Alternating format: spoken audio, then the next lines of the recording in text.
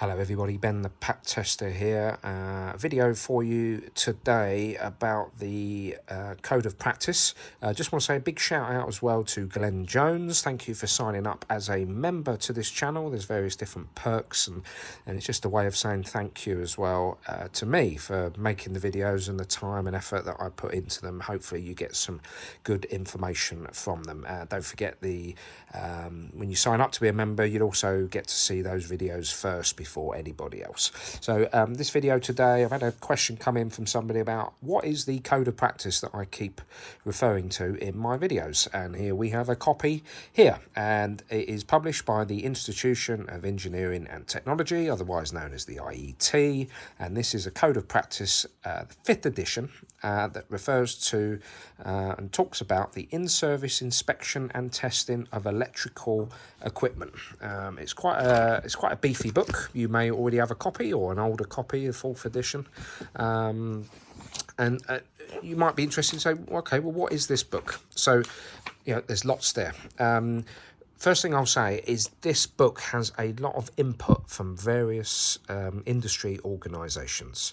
As you'll see there, the ABTT is a big one, Electrical Safety First, the charity, PATA, which is the Portable Appliance Testing and Trade Association, Tim James, a big member of that, NAPIT, and then also people from the IET and the Health and Safety Executive. So there's a lot of input that goes into this book from professional organisations.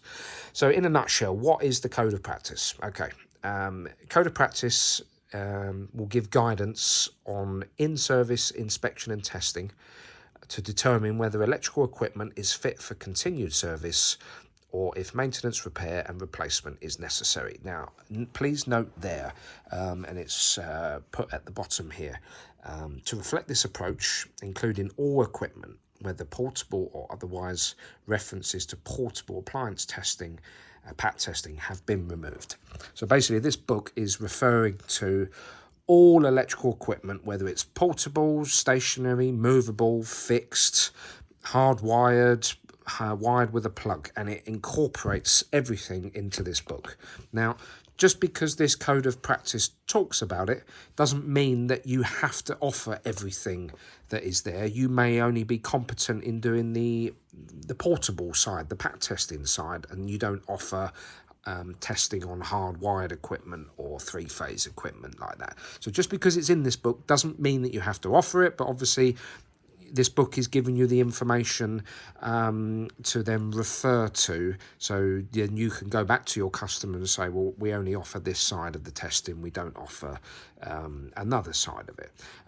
This book is meant for us as testers, but this book is also used and referred to by duty holders, especially when referring to kind of what equipment needs testing and how often. So it's a very good book to have. I bought this book from Wiring Regulations. Please do be aware that if you're buying a copy of this book from eBay or Amazon or other online marketplaces, there are some forged copies out there, counterfeit copies that are printed and bound. I've found that out with a 4th edition copy where there was pages missing and paragraphs in the wrong order, etc. So it is expensive. It's about 40 quid, 50 quid perhaps for this book. Well worth it. If you're in the testing game, and well worth a read. It can get quite heavy, but it refers to things like medical equipment, as I've done videos on that before, domestic properties, summary and objectives, and it goes back to basics. It talks about various pieces of equipment that you'll come across in your daily testing. Some of it does get a bit technical, as you see here, which may blow your mind, but it's a good thing to have. If you've done the City and Guilds course, PAT testing course, you would have had this book because the City and Guilds test is an open book test where you can refer to various points in this book. But yeah, well worth a read. Have a go through it. It talks about legal requirements, workplace regulations. It will talk about different classes of equipment, training and competence to be a tester of electrical equipment. It goes through class 1 equipment and class 2, why they're called that type of equipment as such. It talks about user checks, visual checks, what equipment you might need to carry out PAT testing, test procedures and labelling, and then it goes into a bit more detail here, that you know, risk assessments, inspections, frequency of testing, labelling and documentation. And then there's some very useful tables. This one is particularly good for different cable lengths, and it gives you the different cable resistances per meter. So if you've got a entry-level machine, that's very handy if you need to work out different lengths. There's some very useful diagrams in here as well, you know, talking about server racks and all sorts of things. So yeah, well worth a purchase on this one. This is the book that I keep referring to because it's a good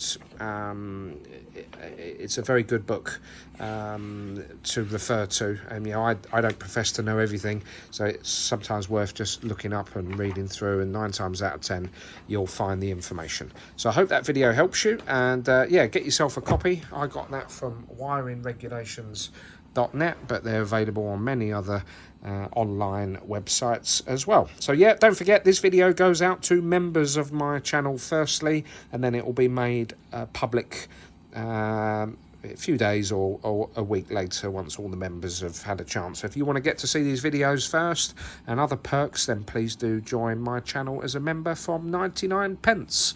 Thank you very much. See you next time.